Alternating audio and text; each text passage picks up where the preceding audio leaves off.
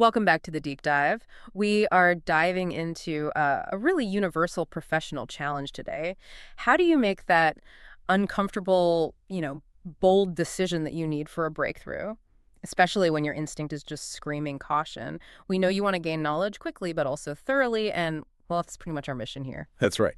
I mean, every major career step, every big organizational milestone, it demands that moment where you have to step into some genuine uncertainty. And our research today is this fascinating mix, really.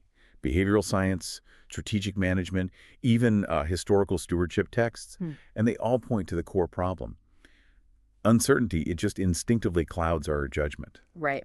So our goal isn't just to talk about risk. It's more to give you the framework, something you can actually use to cut through that noise, find the important signal, and, tell the difference between a real strategic opportunity and what could be a costly misstep.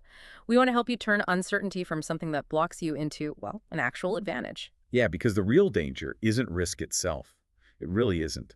It's the lack of clarity when you decide to engage with it. You either end up, charging ahead, all enthusiasm, no brakes, or you just retreat completely out of fear. So that middle path is key. Exactly. The critical skill we're really digging into today is discernment.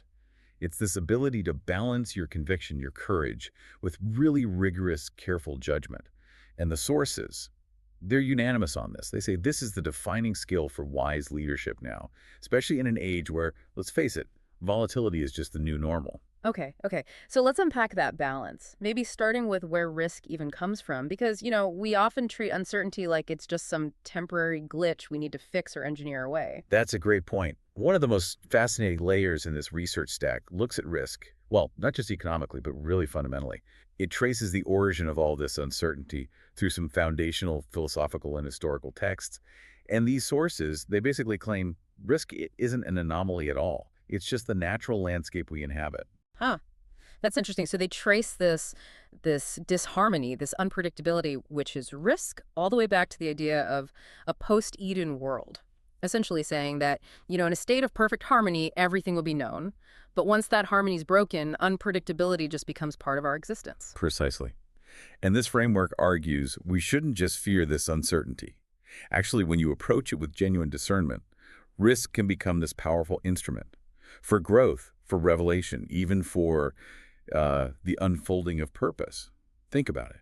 If everything were certain, you wouldn't need courage or foresight or even faith, right? Okay, I see that. So if risk is inherent, maybe even necessary for growth, why do we struggle so much with it? Why do we default to those extremes we mentioned earlier, the panic or the recklessness? Well, that's our psychological wiring. It's laid bare in the behavioral science parts of our research. Our minds naturally pull us towards two distinct and frankly non-discerning extremes. Okay, so on one side, you've got that paralyzing wall of fear and inaction. And this is driven mainly by loss aversion, right? That feeling where losing, say, $100 just feels psychologically way worse, like more than twice as bad as the pleasure you'd get from gaining $100. Absolutely. And that loss aversion directly feeds into the status quo bias. If making a change involves any potential for loss, even if the way things are now isn't great, our bias just makes us cling to what's familiar. It feels safer to do nothing than to risk failing, even if doing nothing means missing a huge opportunity. Makes sense. And then the opposite extreme, the kind that, leads to those spectacular flameouts you read about, that's the reckless hubris. Exactly. That's driven by the illusion of control. It's where we wildly overestimate our own ability to manage things outside our control. We think, oh, my skill will overcome this market downturn or that new regulation. Nah, it won't affect my business. And that goes hand in hand with the optimism bias, doesn't it? That sort of general feeling that things will probably work out better for us than for other people, which leads straight to cutting corners on due diligence. Right. Why do the hard research if you already feel like you're going to win? Yeah. It's a cognitive shortcut, sure, but a really costly one. So if we see that prudence often gets warped into paralyzing caution and courage gets replaced by just, haste, we need an upgrade. We need an antidote that addresses the root psychological issue. So what did the sources identify as that antidote? How do we counter these biases? They define it as faith, but operating through two specific channels: foundational peace and humility. Let's break down how that works. So against that paralyzing fear and anxiety, faith is presented as offering foundational peace. The sources cite scriptural references here suggesting this allows you to kind of reframe what constitutes an ultimate loss. If you feel fundamentally anchored, the temporary loss of a resource like money or status becomes less existentially threatening. And that directly counters loss aversion. Ah, that's a key insight. It actually reframes the whole risk equation then. You're less afraid of losing the money, maybe, because you've shifted your definition of what's truly safe and what's truly valuable. Exactly. And then against hubris, that illusion of control faith fosters humility. Another source cited talks about pride going before destruction. Humility forces you, or should force you, to rigorously stress test your own assumptions instead of just trusting your optimism. It demands accurate data, better due diligence, seeking outside advice, basically correcting for that illusion of control bias. Yeah. So discernment emerges as this strategic engagement with risk, Yeah. but rooted in that peace and humility. Okay, to make this connection, the philosophical, the psychological, more tangible, the sources anchor this argument in a really old, powerful case study about stewardship and calculated risk. It's the parable of the talents. Yes, and this is much more than just a simple lesson on using your gifts. It's presented as a profound framework for thinking about calculated risk management. You have the master distributing resources, these talents, but according to the known capacity of his servants, the ones with 5 and 2 talents, they acted with courage. They immediately got into the market, put the money to work, as the text says. But the real drama and the harsh judgment, it falls on the servant who got just 1 talent. And he actually confesses why he did what he did. He says, I was afraid. So he didn't engage with the uncertainty at all. He just buried the resource, hid it. But right here is one of the most powerful distinctions the sources make. He was condemned not because he lost money, because loss is always possible when you invest, right? He was condemned for inaction, for squandering potential simply because he failed to engage the risk out of fear. Okay, wait, I have to challenge that for just a second, though. Because in the real world, isn't it often the reckless servant, the one charging ahead, fueled by hubris, who causes catastrophic losses for the whole enterprise? How do these sources differentiate between, like, good, courageous risk and just plain bad analysis? That's a brilliant question, a really crucial distinction, and the lessons drawn from the parable address that directly. See, the master didn't reward the action alone. He rewarded the principled result that came from calculating the risk according to capacity. The 4 key takeaways they pull out are critical here. Okay, lay them out. First, Risk is expected. If you want growth, you have to step into uncertain areas. No risk, no growth. Simple as that. got it. Second, risk must be calculated. Recklessness is not the goal here. It's not celebrated. Your actions have to align with your actual capacity and the context you understand.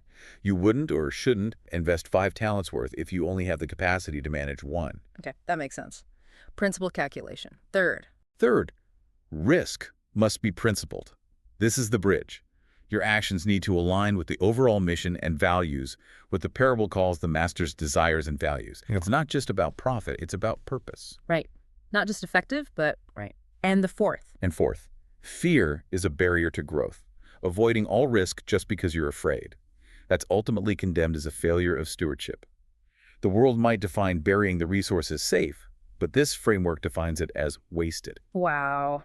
Okay, that really sets up the problem beautifully. We need calculated, principled action, not just any action. So how do we move beyond just our gut instinct or our biases to make sure our decisions are truly aligned with those deeper principles? We need some kind of tool, right? An operating system. We do, absolutely. And this is where the sources introduce what they frame as the ultimate discernment filter. You could call it a spiritual GPS, maybe, but it functions like a really comprehensive due diligence checklist. It's the framework. Is it true, good, timely, godly? Let's call it TG2 for short. This aims to take you beyond just superficial analysis like basic ROI and push you into a deeply principled evaluation. Okay, TG2. Let's break down what each of those filters actually demands in practice, starting with the foundation. Is it true? This demands rigorous intellectual honesty. It means robust research, looking at data without bias, having integrity in the facts you're working with. Are the underlying assumptions actually accurate? Have I really sought out diverse perspectives, maybe ones that challenge my own view? One source explicitly says, buy the truth and do not sell it, meaning you have to invest the effort to get accurate information, even if it's inconvenient or tells you something you don't want to hear. So using that example of launching a new product, I can't just cherry pick the market data that supports my optimistic hunch. I have to actively look for the data that contradicts it too. Exactly. You have to approach the analysis with humility, aiming for what's actually true, not just validation for what you already believe. Okay, so that's true. Now the second filter, is it good?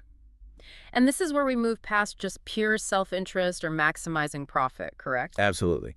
This requires a serious ethical assessment. It demands genuine goodness. You have to ask, will this decision lead to a genuinely beneficial outcome for all the relevant stakeholders? That means customers, yes, but also community, employees, maybe even the environment.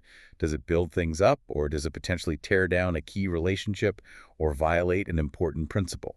This reflects values emphasized in other sources, demanding justice and ethical stewardship that goes way beyond just the bottom line. I really appreciate that emphasis on all stakeholders. It stops the definition of a good outcome from shrinking down to just, the shareholder report. Yeah. Okay, third filter, is it timely? Timing. It's often the make or break factor, isn't it?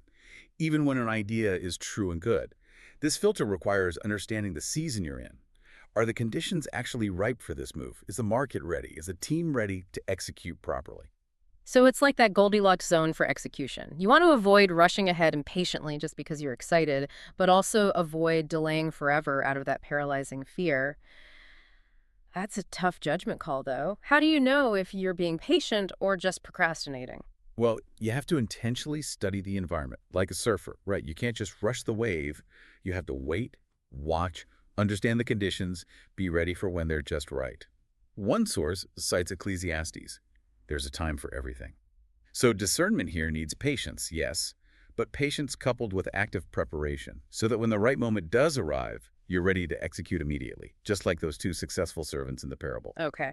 And finally, the filter that kind of underpins the whole process, is it godly? Yeah, this provides the non-negotiable anchor. Does the decision align with your core, revealed purpose? Does it bring honor to that purpose? This ensures that even decisions that seem professionally sound, maybe even profitable, are still rooted in a higher goal. It's the check against ambition sliding into hubris.